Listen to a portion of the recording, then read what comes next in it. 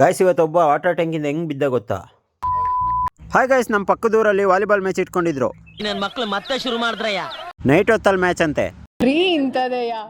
ಅದಕ್ಕೆ ನೋಡ್ಕೊ ಬರೋಣ ಅಂತ ನಾವು ಬೈಕ್ ತಗೊಂಡು ಸೀದಾ ಹೊರಟ್ವಿ. ಈ ಚಳಿಗೆ ಬೈಕ್ ಓಡ್ಸೋಕ್ಕೂ ಆಗಲ್ಲ ಗುರು. ಸೀದಾ ನಾವು ಬಂದಿದ್ದೆ ಗ್ರೌಂಡ್ ಹತ್ರ. ಅಲ್ಲಿ ಬಂದು ನೋಡಿದ್ರೆ ಎಲ್ಲ ಬರೀ ಲೇಡೀಸೇ ಇದ್ದಾರೆ. Congratulation brother, congratulation. ಆಮೇಲೆ ಸ್ಟೇಜಲ್ಲಿ ಕೂತಿರೋರೆಲ್ಲ ಏನೇನೋ ಹೇಳ್ತಾ ಇದ್ರು ವಾಲಿಬಾಲ್ ಮ್ಯಾಚ್ಗೋಸ್ಕರ.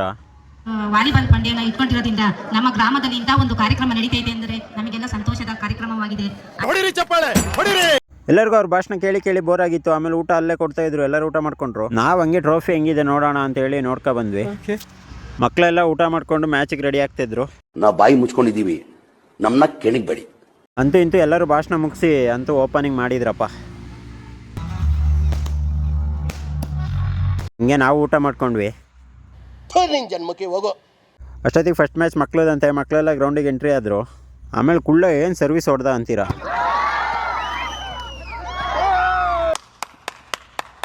ಇಲ್ಲಿ ಇನ್ನೊಬ್ಬ ಇಸ್ಕೊಂಡು ನೀನೇ ನೋಡಿ, ನಾನು ಹೊಡಿತೀನಿ ನೋಡು ಅಂತ ಹೊಡೆದ್ಬಿಟ್ಟ.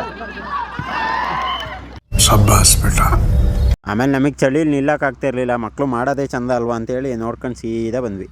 ಮೊದಲು ಸರಿಯಾಗಿ ಮಾತಾಡೋದು ಕಲಿ. ಇಷ್ಟು ಹೇಳಕ್ಕೆ ಇಷ್ಟಪಡ್ತೀನಿ. ಓಕೆ ಫ್ರೆಂಡ್, ಬಾಯ್.